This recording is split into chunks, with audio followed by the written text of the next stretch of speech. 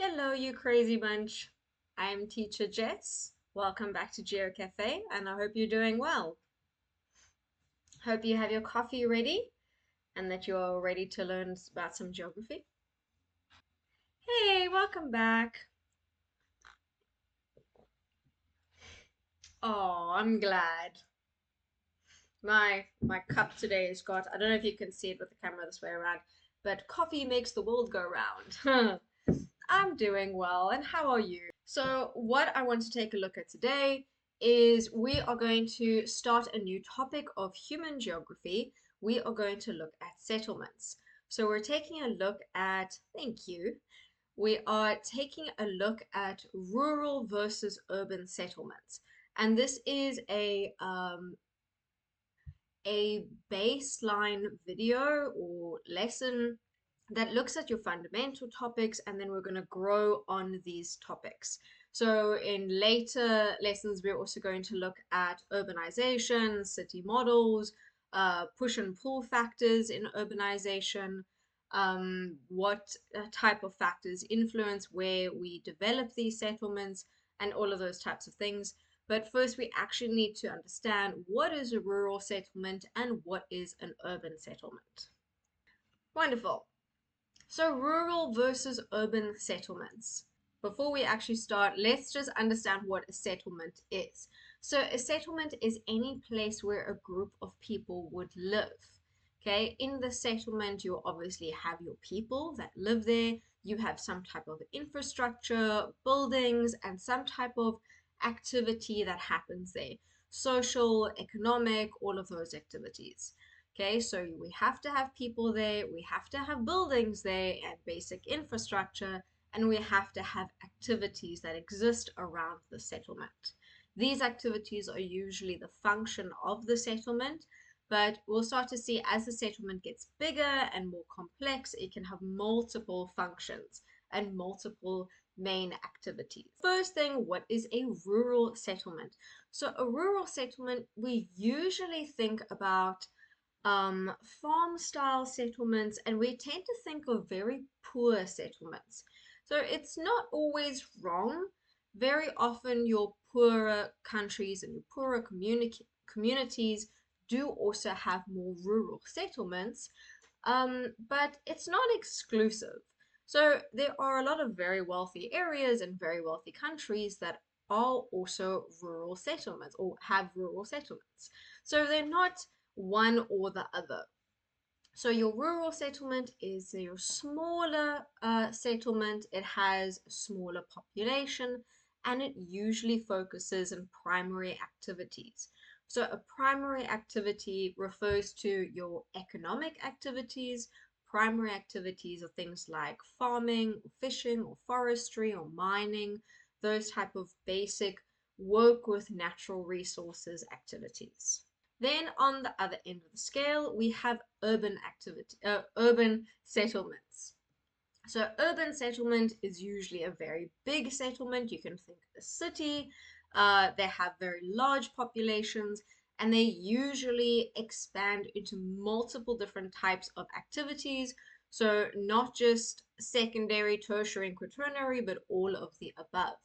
So a little crash course. Secondary is more your manufacturing, tertiary is your sales and your businesses, and then quaternary has to do with everything with regarding to information and the distribution of information. But all of these different activities and industries, they make up this multifunctional urban area. So let's take a minute to actually compare them side by side. And then we're going to take a little look at your settlement hierarchy so we can see where the smaller settlement starts and how it slowly builds up to our biggest ones.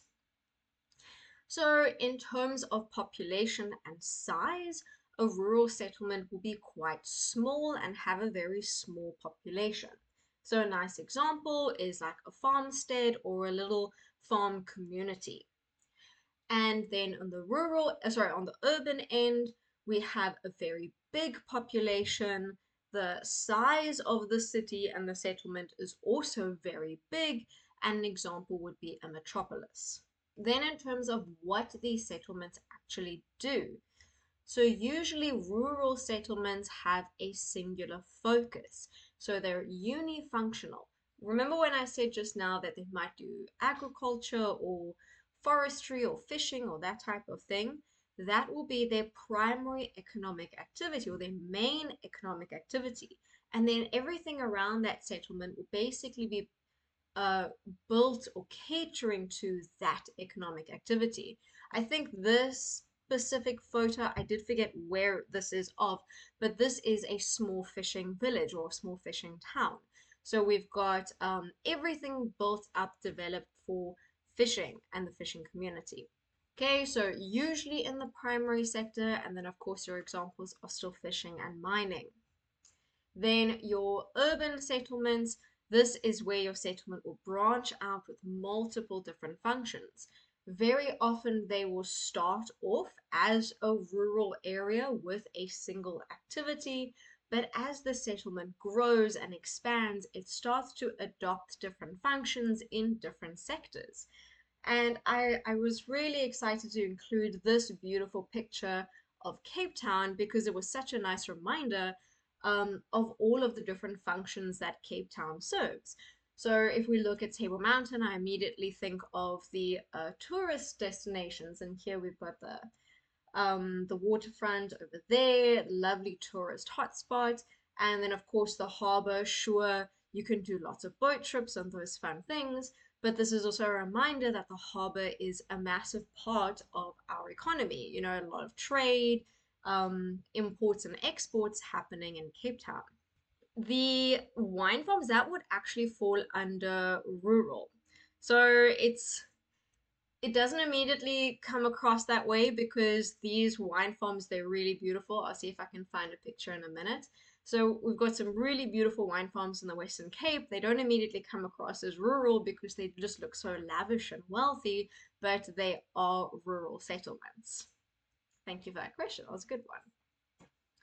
Let me see if I can find a nice example of the Western Cape wines or the wine farms. Very popular amongst the tourists just because it's such beautiful places to go visit.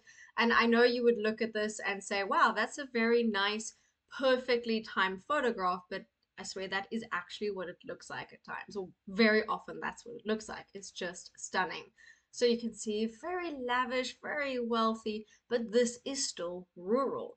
They have a singular function, they have a very small population, very small actual size of the community and settlement, but is rural nonetheless. Okay, taking a look at services. So services are, well, I'm glad that helped. Wonderful. Services are what the communities or the municipalities or governments can provide for the people. So, a nice go to for services is thinking about healthcare and education. In rural settlements, we usually have less services available.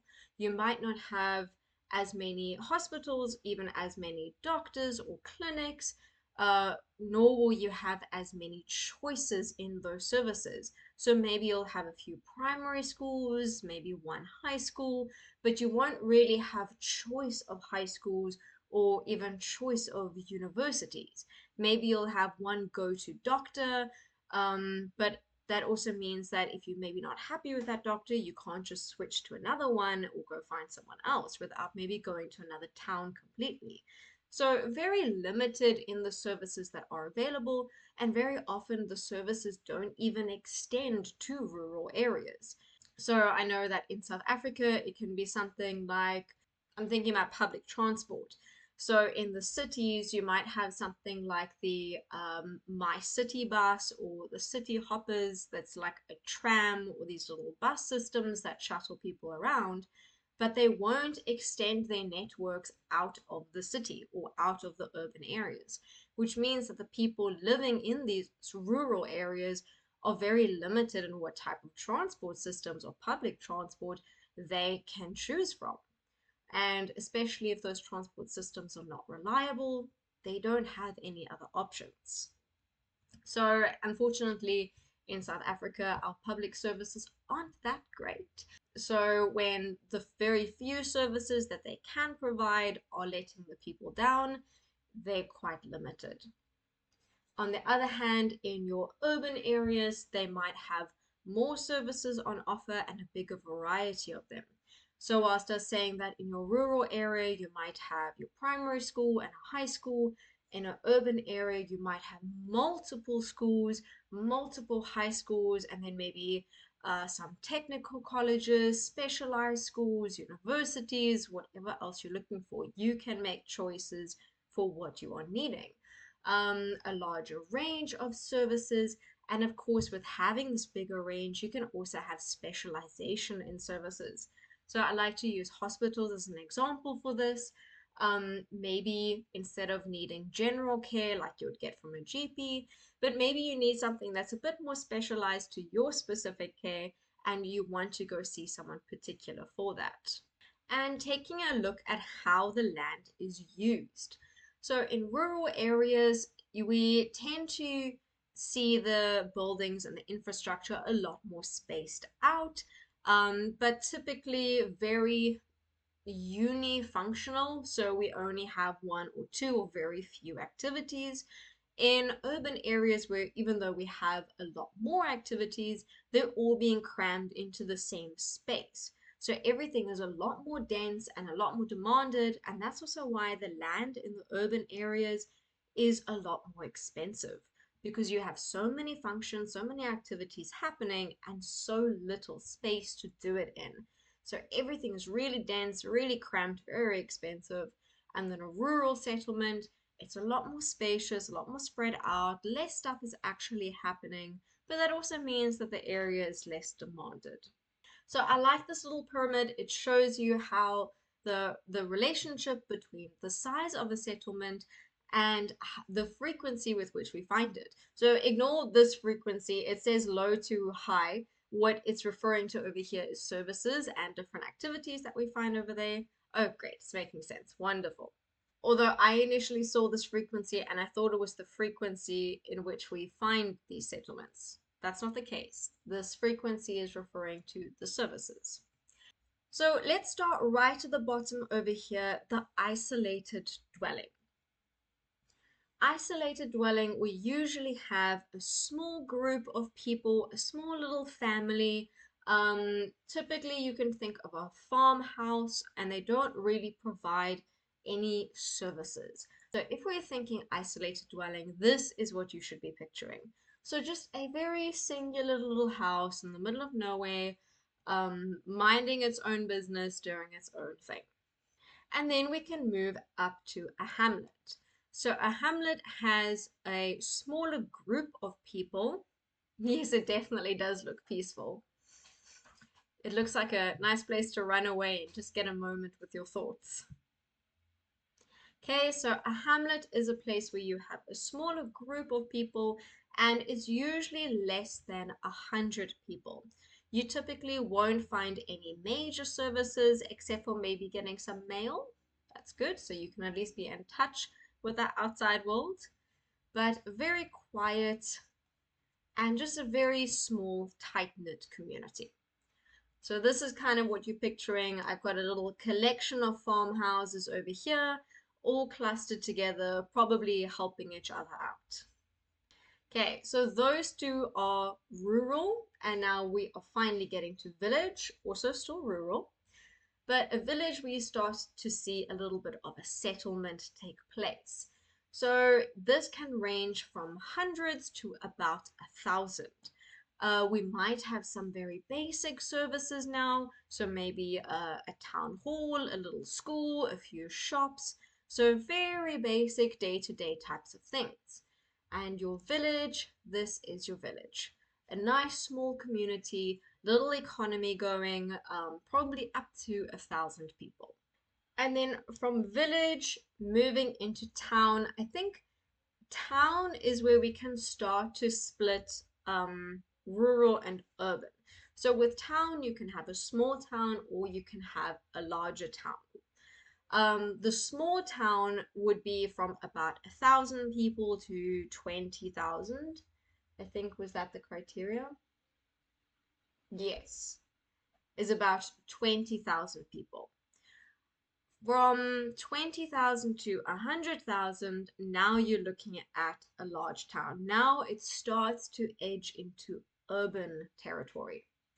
Okay, so a town, now we can start to see more activities come together. Primary schools, secondary schools, maybe high schools, hospitals, different recreational centers, better transport systems. I like in this one, we've got a nice few places of worship over here. There's probably a town hall somewhere. So a lot more variety in services and a lot more functions happening inside that town. You can see it's a lot bigger, a lot more developed, probably has a lot more activities happening in it. Then this is supposed to be the picture of the larger town. You can see that it's almost starting to look like a little city. So up until 100,000, it's considered a town. So this is our large town. And then once it breaks that 100,000 threshold, you can consider it a city. So a city is definitely an urban area. Now we've got a large range of different services, different activities. We probably start to move into secondary and tertiary activities, probably some quaternary as well. This is your city, your typical concrete jungle type of setup. Okay, so we've got our skyscrapers. It becomes a lot more dense, a lot bigger. You notice that I can't find a picture of just like an entire city. It just sprawls so far. And at this point, a city just grows. And any kind of category after a city is basically just how a city gets bigger. So we've got a conurbation over here, and this is also a city, but where it started to, you can imagine it cannibalizing other settlements around it. So in a conurbation, you might have a city that's grown so large that it's actually started to merge with towns and villages around them. And it's adopted these villages into it and made it a bigger city. And in some cases, with conurbation, you will even see cities growing and merging together. And a nice example that I like to refer to is, I don't think I had it in a nice map form, but I want to show you Pretoria and Johannesburg. So Pretoria and Johannesburg are two capital cities in South Africa, but they're quite close together. So there you can see this is where they are both located in South Africa. Here is Joburg, there is Pretoria, and they're actually quite close together to the point that the networks that are connecting them are starting to have some settlements forming along those networks. And it almost looks inevitable that in a few years or decades, they will merge together and become one like mega city. So the reason why I like to use Cape Town is because this is where the city center is. So this is where Cape Town started to grow and develop from. And this over here, these areas, Durbanville, I think maybe Brackenfell, these areas were their own standalone settlements. They were small little towns just on the outskirts of the city. But since Cape Town started to grow and expand, it almost adopted Durbanville and Brackenfell as part of the city. And now you can actually see where the border is there. It's included all of these areas as being part of the city. So this is a good example of conurbation. So where Cape Town was originally, how it started to grow, and how it adopted these little villages and towns around it to make itself bigger. You can see if we can test our knowledge. And I know that I've only just introduced the topic to you guys. So I suspect that a lot of these questions are going to be in more depth than what we've actually covered, but I'm sure we'll manage all the same.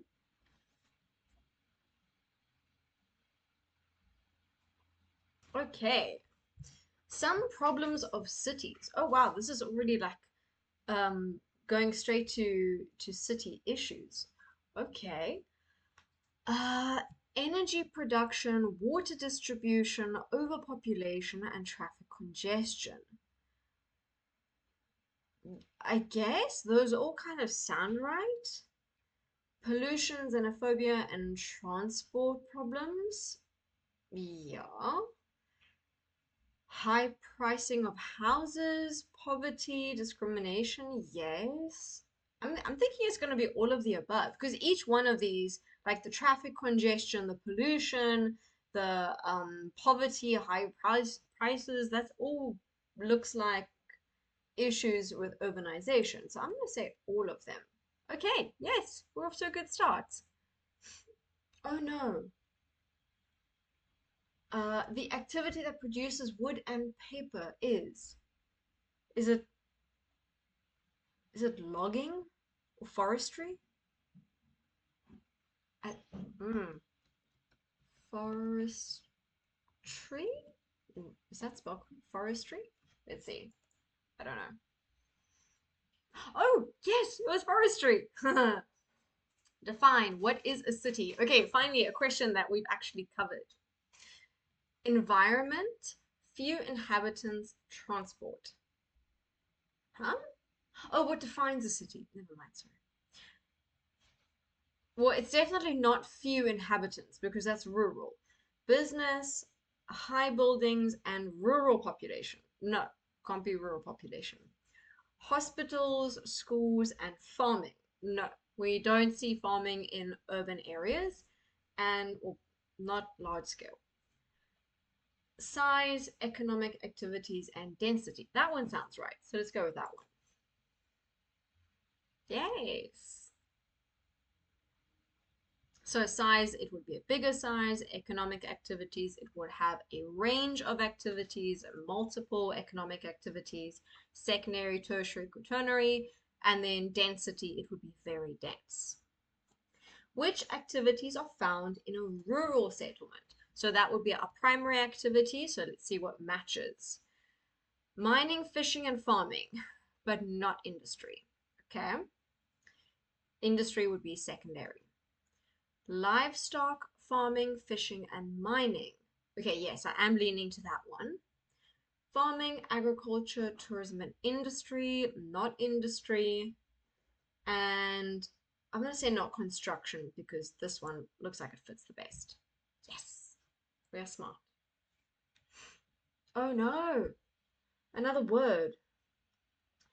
Depopulation affects rural environments and the consequences are negative. Young people leaves an an agricultural production. Is it decreases? I think decreases.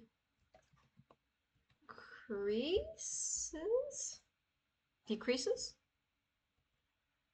Yes. Oh, I'm so glad I'm guessing this correctly. At least the word ones, because there are quite a few different terms that could fit.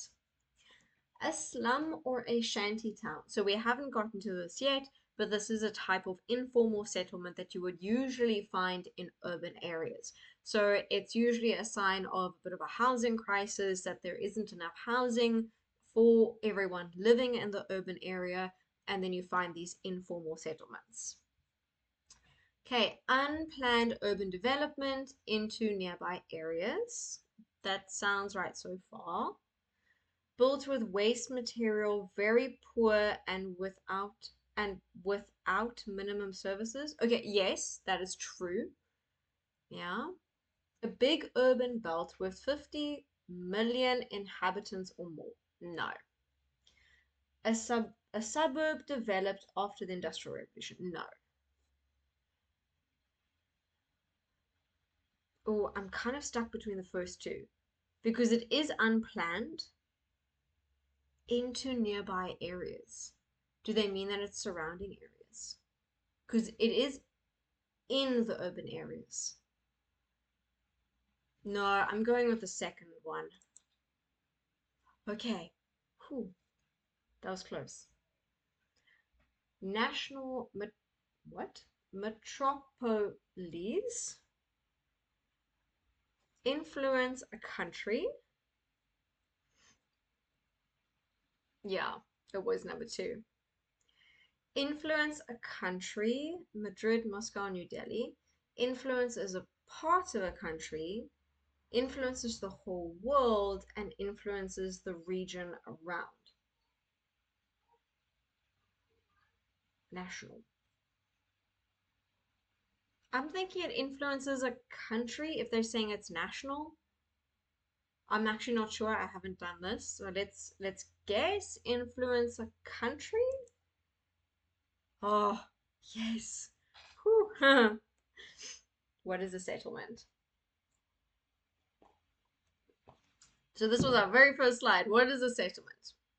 A village where houses are dispersed across an area. Okay. The process by which people establish homes in a place. I'm leaning towards number two. It is located in areas of agriculture, mining, and fishing. It can be, but not exclusively, a group of people integrated with their environment. Hmm. I'm leaning towards the building a home. You say one, a village where houses are dispersed across the area. I'm leaning towards the process by which people establish homes in a place. A village where houses are dispersed across the area. I'm gonna trust my gut. I'm gonna hate myself if I'm wrong. Oh, sorry, your answer's delayed. Okay, that's fine. Well, we'll get there. What is a conurbation? Okay, so this is the convergence of different urban areas. Con-urban, converge urban areas. A big city that is more than 10 million inhabitants. I feel like that's very likely. It probably would. An area of a city that was built in the 19th century for upper and middle classes. No, no, that doesn't sound right. Various cities connected together, creating a big urban area. Yes, I'm liking number three. I'm liking the orange one. A central metropolis and satellite cities around. Oh. By satellite cities, do they mean that it's connected to the metropolis? Okay, I'm gonna go with the orange one. I'm slightly tempted by the red one, but I don't know with the red one if they're actually connected or if they've just scattered around it. I'm gonna go with the orange. Oh, yes. Whew. We're still safe. We're still good. What kind of layout does the city have? So we haven't done urban patterns yet. Um, and I'm starting to think that I don't know this one. What?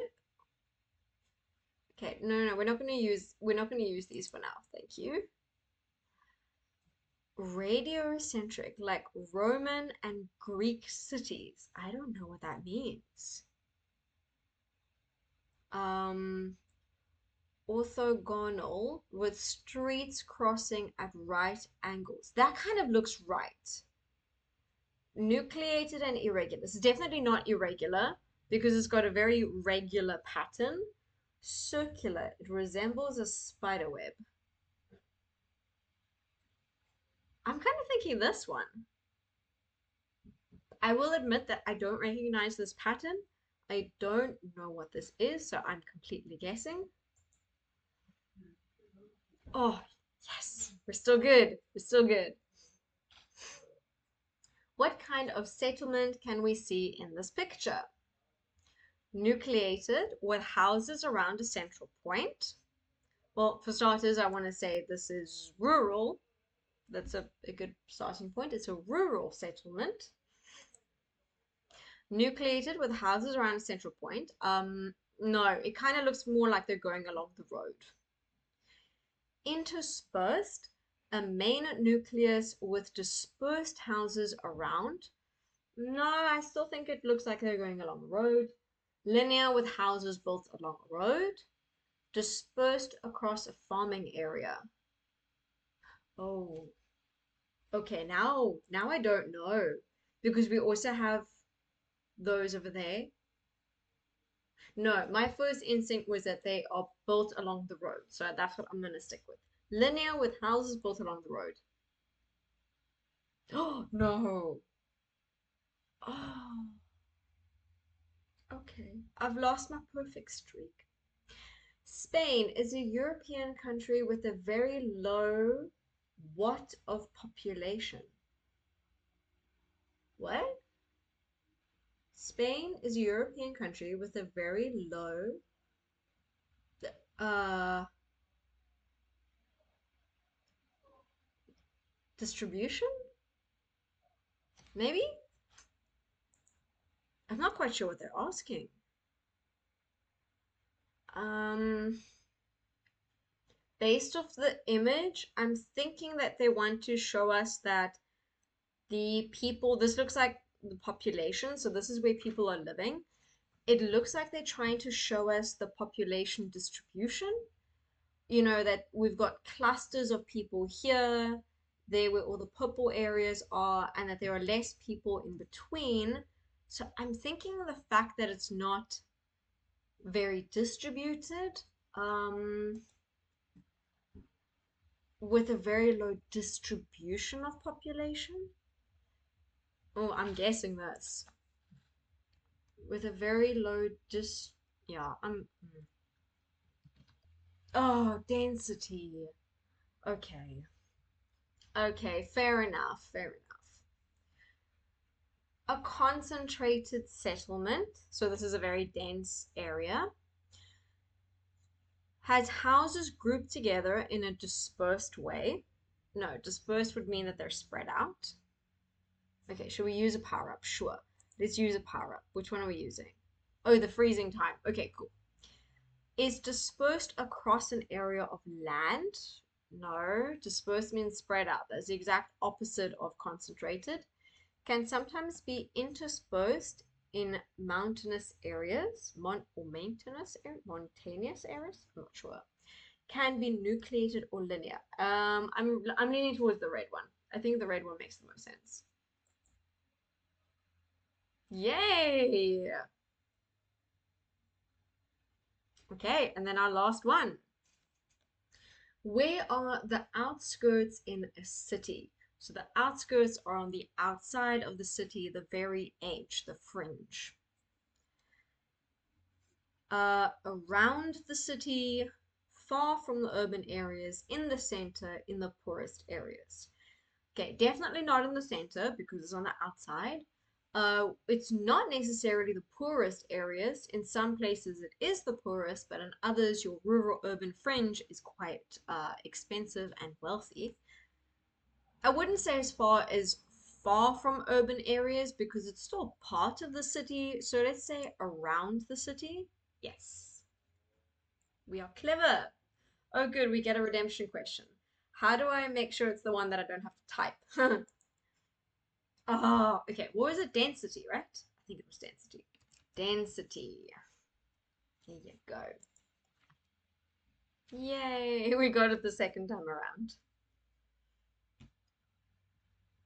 Well, we didn't do too badly. I think that was okay. Yes. So I hope that you guys have a lovely day further. I hope that you learned something interesting, maybe had a few questions answered. We will continue to build on this in future videos now that we understand the difference between rural and urban. And I hope to see you guys again in the future. Have a lovely day. Cheers. Bye.